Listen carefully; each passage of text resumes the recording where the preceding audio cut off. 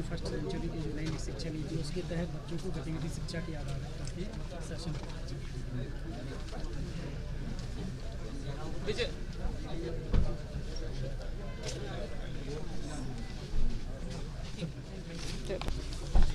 समीक्षा बैठक ली है, क्या आज के मुद्दे रहे हैं? क्या देखिए, पूर्व पे जो समीक्षा हुई थी उस पे पालन प्रतिवेदन लगभग सभी समस्याओं का निराकरण किया गया है जो पूर्व में आवेदन दिए थे, और साथ ही जो हमारे डिंडोरी के लिए विकास कार्यों की को किया जाना चाहिए और उसके डीपीआर तैयार करने के लिए निर्देशित किया है, और यहाँ की जो मूलभूत समस्याएं थी उनके निराकरण के लिए कहा है।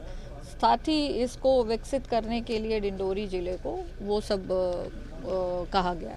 टूरिज्म को लेकर भी डिंडोरी में अपार संभावना है। जी, बहुत संभावनाएं हैं, और टूरिज्म को लेकर ही बहुत सारी चर्चाएं भी हुई हैं, और उसको डेवलप करने के लिए क्या क्या चीज़ों की आवश्यकता है उन बिंदुओं पर भी चर्चा करते हुए सभी के डीपीआर लगभग तैयार किए जा रहे हैं। दूसरा, एक तरफ मुख्यमंत्री महोदय जी भ्रष्टाचार के खिलाफ कार्रवाई कर रहे हैं, सख्त नजर आ रहे हैं, दूसरी तरफ डिंडोरी जिले में जो है अधिकारी खुलेआम कमीशन ले रहे हैं। देखिए, उनकी शिकायत मिली, जिनका आप उल्लेख कर रहे हैं उनकी शिकायत मिली है, और उस शिकायत पर कड़ी से कड़ी कार्रवाई करने के लिए आज निर्देशित भी किया है, और उनको यहाँ पर जिस तरह उन्होंने पैसे का लेन देन किया है उनके विरुद्ध कठोर कार्रवाई की जाएगी। मैडम, मनरेगा योजना में फर्जी वेंडर आईडी बना के करोड़ों रुपए का घोटाला किया गया है, क्या करेगी सरकार? तो उसके विरुद्ध भी कार्रवाई करेंगे, जो गड़बड़ करेगा उसके सभी के विरुद्ध कार्रवाई करेंगे। में कोई बात आई है अभी? नहीं, मेरे नॉलेज में नहीं आई है, पर यदि आप दे रहे हैं तो मैं उसकी चर्चा करके, और यदि होगी। नहरों की मरम्मत के नाम पर लाखों रुपए निकाले गए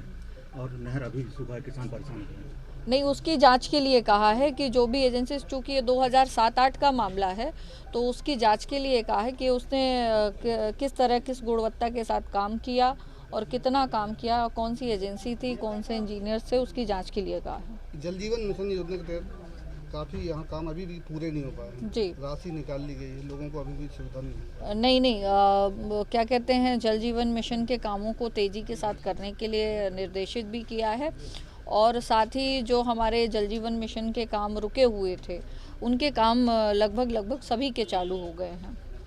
कुछ जगह भी जनता के साथ कोऑर्डिनेशन नहीं बन पाया है, तो वहाँ अधिकारी जा कर के और स्थानीय जनप्रतिनिधियों से बात की जा रही है। आपका क्या घटनाक्रम हुआ? आपका क्या? मेरा सुरेंद्र ओझा नाम हुआ, और घटनाक्रम यह है कि कोहानी देवरी पथ का स्ट्रेंथीकरण का काम हमको आवंटित किया गया था। उसी के संबंध में सहायक यंत्री द्वारा हमको बोला गया था कि कार्यपालन यंत्री से जा कर के चर्चा करनी है आपके वर्क प्रोग्रेस के संबंध में। हमने गया, जा कर के वहाँ उनके जो ऑडिटर है मिले, वो बोले कि से आप जाइए, जा कर के कार्यपालन यंत्री से आप मिल लीजिए, आपको तुरंत बुलाया। हमने ये कहा कि भैया मैं क्यों जाऊँ अकेले, कॉन्ट्रैक्टर को बुलाए होंगे, मैं नहीं जाऊँगा। बोले नहीं, आपको पहले बुलाए। हमने ठीक है, जब ऐसी बात है तो हमको पहले बुलाए, तो गए। अब गए तो उन्होंने काम की चर्चा न करते हुए सीधे पैसे की मुद्रा के बारे में उन्होंने बात करने लगे। आपसे 1 लाख रुपए की बात थी, रोज़ कहा जा रहा है, आप सुन नहीं रहे हो, उसमें 20,000 रुपये दे दिए हो और दे करके फिर चंपत हो। यानी कि सर, मैं काम करने वाला आदमी हूँ, काम करने में विश्वास रखता हूँ, मैं पैसा वैसा कुछ ही को देने वाला नहीं हूँ। अगर आपको इतना ही है तो कॉन्ट्रैक्टर प्रॉफिट 10% होता है, सरकार से आप जुड़वा दो कि 5% ई प्रॉफिट उसमें जुड़वा दो, मिल जाएगा, दे देंगे हम लोग। तो इस पर उन्होंने गुस्सा हो गए, गुस्सा करके बोला वो अभी इसका टर्मिनेट करते हैं इसकी अनुबंध को।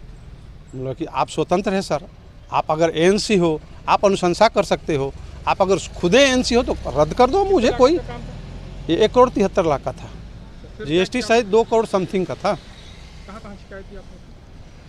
हमने प्रभारी मंत्री को भी ज्ञापन दिया है, और एएनसी को देने जा रहे हैं, सोमवार को देंगे, सी को देंगे। थाना में हमने शिकायत किया, एफआईआर उनके नाम से दर्ज किया। प्रमाण में क्या आपके पास? प्रमाण में मेरे पास सीडी है। प्रमाण में वो ऑडियो रिकॉर्ड जो हमको बांह पकड़ करके रूम से बाहर निकाल रहे थे, गाली गलौज कर रहे थे, उसका मेरे पास प्रमाण में है।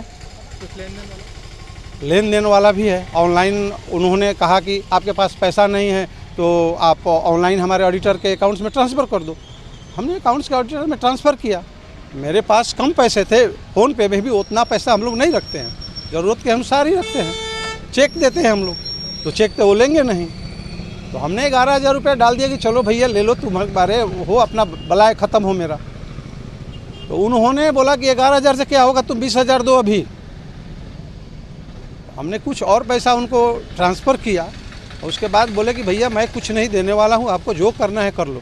तो बोला कि मेरा यहाँ कोई कुछ नहीं बिगाड़ सकता है ओझा जी, और तुमको जहाँ जाना है जाओ, आज लाओ इनका, आज इनका टर्मिनेट करें। मैंने कि कर दो टर्मिनेट। अब इसी पर अभद्र व्यवहार, गाली गलौज करते हुए हमको चैम्बर से निकाल दिए। हम निकले, जाकर के FIR कर दिए। यही मुद्दा है और कुछ नहीं है भैया। उसे पता चल जाएगा कि कितने कितने कॉन्ट्रैक्टर से उन्होंने कितना पैसा लिया है, उगाही की है। और मैं ये भी प्रभारी मंत्री से मांग की है कि निगरानी विभाग से द्वारा इनकी आय की संपत्ति को जांच की जाए। इससे स्पष्ट पता चल जाएगा कि इनके द्वारा कितनी काली कमाई की गई है। कार्रवाई करो तो बस। आपके ऊपर जो एलिगेशन लगे हैं, हाँ क्या कहना है आपका? भाई टोटली झूठे आरोप लगाए गए हैं और उसकी अभी कोई सत्यता नहीं है, कुछ नहीं, ना जांच हुई है, एक तरफा ही मतलब सब चल रहा है। प्रभारी मंत्री ने भी जांच के आदेश दिए आपको खिलाफ? हाँ तो जांच करा लो, मैं तो जांच में तैयार हूँ भाई। उसमें क्या है? तो ये आरोप जो आपका क्या है? हाँ भाई, ठेकेदार को अगर मैं 6 महीने से काम नहीं कर रहा है तो उसको टर्मिनेट नहीं करूँगा, दूसरी एजेंसी से कराऊँगा। यहाँ टारगेट की बात होती है कि आप इतना लेट क्यों हो, तो वही मैंने किया। तो ठेकेदार कहता है कि ठीक है तुम टर्मिनेट करो, मैं तुम्हारी झूठी शिकायत करूँगा। तो कर दिया। हाँ जांच बिल्कुल करवाइए। जो पैसे लिए हैं उनने आपके जो वो हैं भाई वो मैटर पैसे का वो जाने, वो मैंने अगर उसको लेने के लिए बोला तो भाई वो प्रूफ बताइए ना आप। पहले तो प्रूफ बताइए। आपका नाम और पद सर? है? आपका नाम और पद? आप तो जानते हैं।